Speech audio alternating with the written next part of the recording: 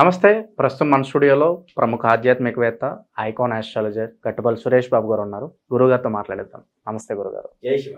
గురుగారు, మే నెలలో ధనుసు రాశి వారి పరిస్థితి ఎలా ఉండబోతుంది? 5 గ్రహ మార్పులు మనకు కనిపిస్తున్నాయి మే నెలలో. వీళ్ళ పరిస్థితి ఎలా ఉండబోతుంది? పాజిటివ్ అంటారు, నెగిటివ్ అంటారు? ధనుసు రాశి వారికి ఒక అదృష్టం ఉంది. అదేంటంటే లవ్ మ్యారేజెస్ కూడా చేసుకోవచ్చు. అంటే నేను లవ్ మ్యారేజ్కి విరుద్ధం, కానీ ధనుసు రాశి వాళ్ళకి అదృష్టం చూస్తుంటే ఎలా ఉందంటే, ఎప్పుడో లవ్ చేసినటువంటి వారు పెళ్ళిళ్ళు అయ్యేదానికి, అన్ఎక్స్పెక్టెడ్గా పెళ్ళి అయ్యేదానికి బాగా కొట్టొచ్చినట్టు కనిపిస్తుంది. కాబట్టి ప్రతి ఒక్క ధనుసు రాశి వారు చెప్తుంది, పెళ్లి చేసుకోవడానికి పెళ్ళి అయిన వాళ్ళు లవ్ ఉంటే కాదు, పెళ్ళి కానివారు ఇద్దరికీ పెళ్లి కాకుండా ఉండి లవ్ ఉంటే ఖచ్చితంగా వారికి పెళ్ళి అయ్యేటువంటి అవకాశం ఉంది. కాకపోతే ఇది ఎప్పుడంటే 12వ తారీఖు తర్వాత మాత్రమే కనిపిస్తుంది. అయితే గురువుగారు చెప్పారు కదా అని చెప్పి ఇప్పటికిప్పుడు పోయేసి ఎవరినొకరిని పటాయించుకొని పెళ్లి చేసుకోవడం కాదు. ఆల్రెడీ ఎన్నో సంవత్సరాల నుంచి ఉండి వారికి ఇబ్బందుల సారంగా ఉండేసి, పెద్దవాళ్ళని నొప్పించాలని ఉండేసి, అనేక రకాలుగా బాగుపడాలని ఉండి, లేదు ఈ స్థాయికి వచ్చిన తర్వాత చేసుకోవాలనుకునే వాళ్ళు చాలామంది ఒప్పందాలతో ఉంటారు. వారందరూ కూడా పెళ్ళిళ్ళు చేసుకునే దానికి ఇది అనుకూలంగా మారేటువంటి సమయం ఈ యొక్క ధనుసు రాశి వారికి. ఇది చాలా పెద్ద అదృష్టం. పెళ్ళి అయిన తర్వాత పెళ్ళిళ్ళు స్వర్గంలో నిర్మించబడతాయి అంటారు. అయితే పెళ్ళి అయిన తర్వాత వీడి అదృష్టం బాగుండిపోయినా వారి అదృష్టం బాగుండిపోయినా ఇద్దరు ఏకమైతే ఆ అదృష్టం ఇద్దరు కలిసికట్టుగా ఎదిగేదానికి అవకాశం ఉంటుంది. దానికోటి పెళ్లి చేసుకోవచ్చు.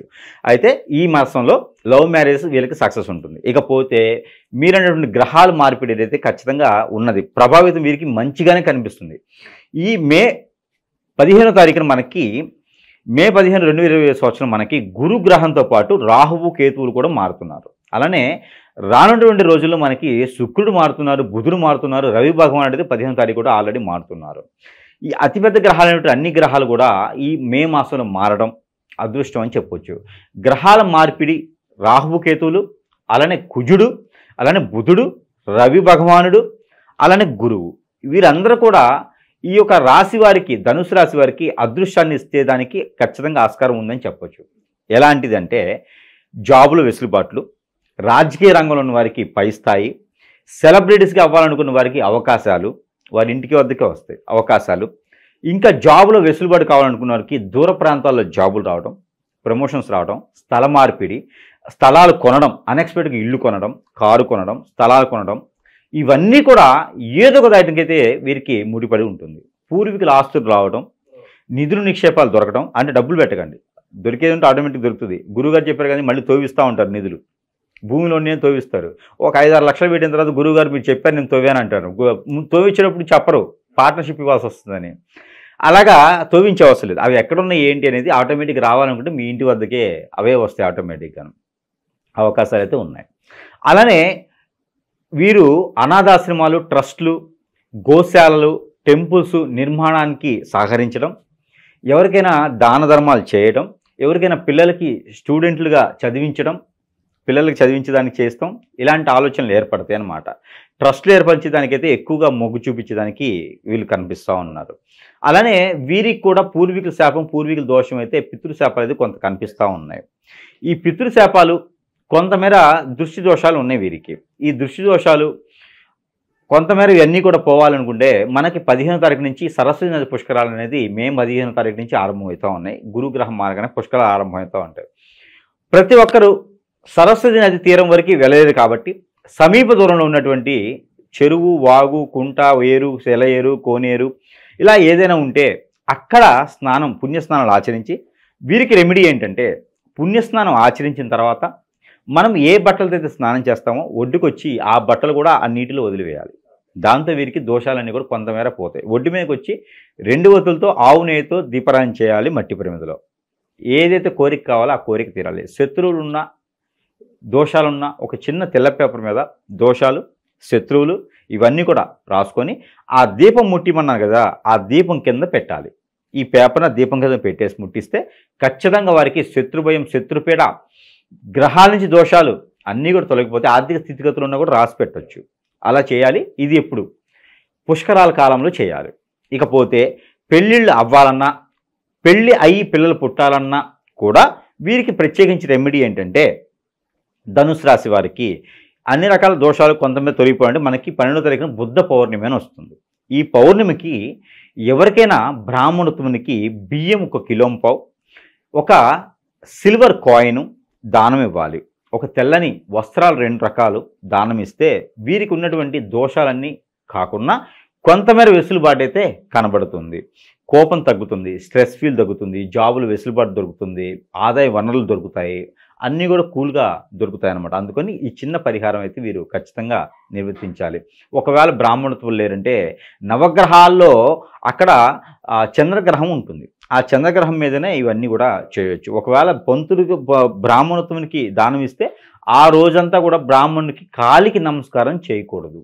ఇవి కూడా గుర్తుపెట్టుకోవాలి. దానం ఇచ్చేయాలి. అలానే వినాయక స్వామి వారికి శాంతి హోమం, శాంతి పూజ చేయించుకోవాలి, లేదా అభిషేకం అయినా సరే చేయించుకోవాలి ఏదైనా బుధవారం రోజున. ఇవి చేయించుకోవడం వీరికి ఖచ్చితంగా మంచి జరిగేదానికైతే ఆస్కారం ఉంటుందని చెప్పొచ్చు. వీళ్ళ ఆర్థిక స్థితిగతుల పరిస్థితి ఏంటి గురువుగారు?